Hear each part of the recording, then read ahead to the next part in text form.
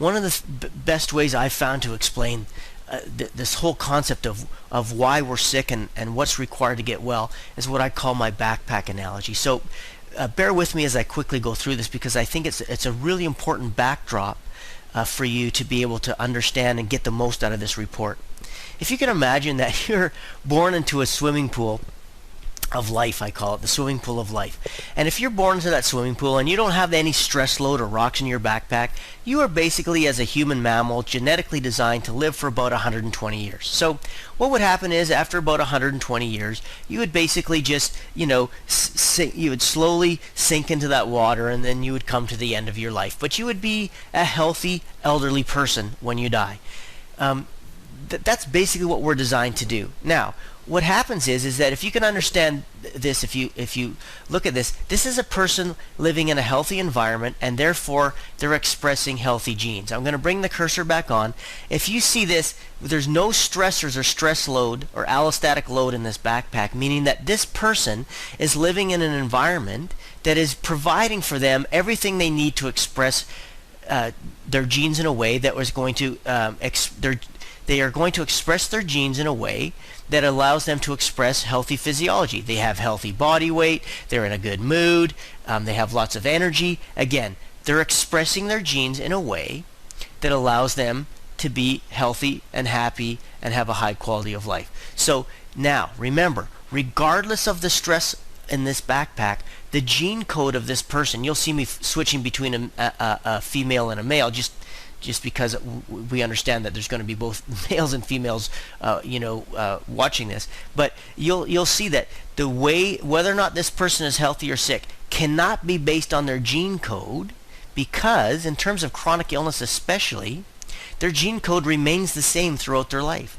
But as I click through this, now you can see they've got a small load of rocks in their backpack.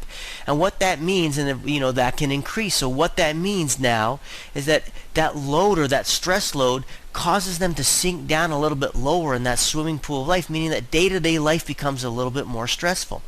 This stress load is represented by how they eat, move, think, and socially interact. That's really their environment, the rocks in that backpack. So if they're not eating enough fruits and vegetables, if they're not getting enough phytochemicals and micronutrients, if they're eating toxic foods with hydrogenated fats, if they're eating junk food and artificial colorings and flavors and too much of the wrong kinds of fats, if they're not getting enough omega-3 fatty acids, if they're vitamin D deficient, if they're not getting enough healthy bacteria in their diet, if they're eating fast food and junk food, that's rocks in their backpack. If they're not getting enough exercise on a daily basis, remember that our genes actually require stimulation from enough exercise in order for them to express healthy body weight, healthy cell function, and healthy brain function.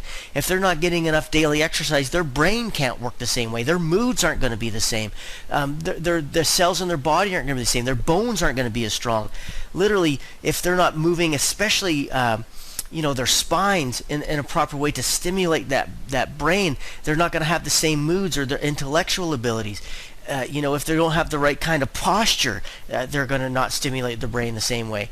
They're not going to have the same muscular strength and balance and stability. I mean, everything, that all our physical functioning is based on the way that we live our lives. If they don't have high self-esteem, if they don't speak to themselves in a kind and forgiving way, if they don't speak to others in their lives in a kind and forgiving way, if they're in unhealthy relationships or unhealthy work environments or unsafe living environments, if they're living in environments that are full of toxic chemicals or industrial waste, then these things all represent stressors or rocks in their backpack. So you can see here that these stressors, what happens with these stressors is that they bioaccumulate with time. It wouldn't be normal that we would dump all these rocks into our backpack all at once, but over time, what happens, if you think of your life over the last years and decades, or what you'll realize is that every time that you've eaten or not exercised or not had thinking and social patterns in ways that are genetically congruent, in ways that are going to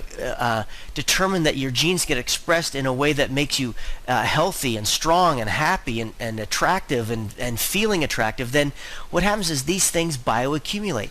Now these are the effects These are the causes of your issues, because it's the stressors in your life, how you eat, move, think, and socially interact, that determine your blood pressure and your cholesterol levels and your body weight and your moods and your energy levels and your sex drive and your sleep patterns. Those things are all effects of how we live our lives. These are the things that determine how our genes get expressed, and how our genes get expressed determines our level of health or sickness. So causes, and then the physiology that we express, the metabolism that we express, the moods that we express, those are the effects. The causes are our lifestyle habits. So if you can think back to that continuum where we went from health to sickness, and the difference between the medical model that says what? It says when someone gets enough rocks in their backpack, eventually their blood pressure is going to get to 130 or above. So what happens is these people come into the office and they get their blood pressure or their cholesterol measured, or they get their blood sugar measured.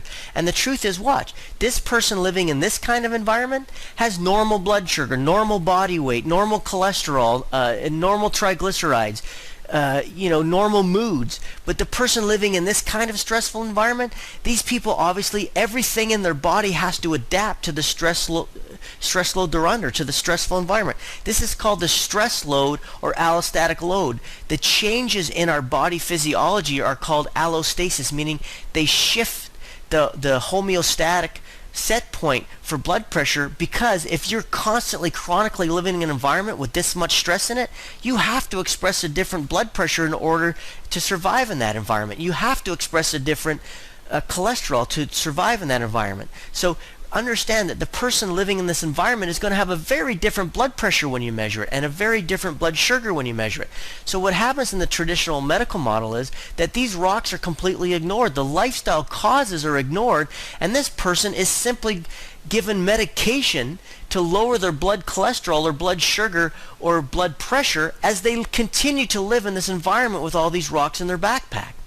This person would probably be told that they still have normal blood pressure, because although it's not 120, it might only be 128.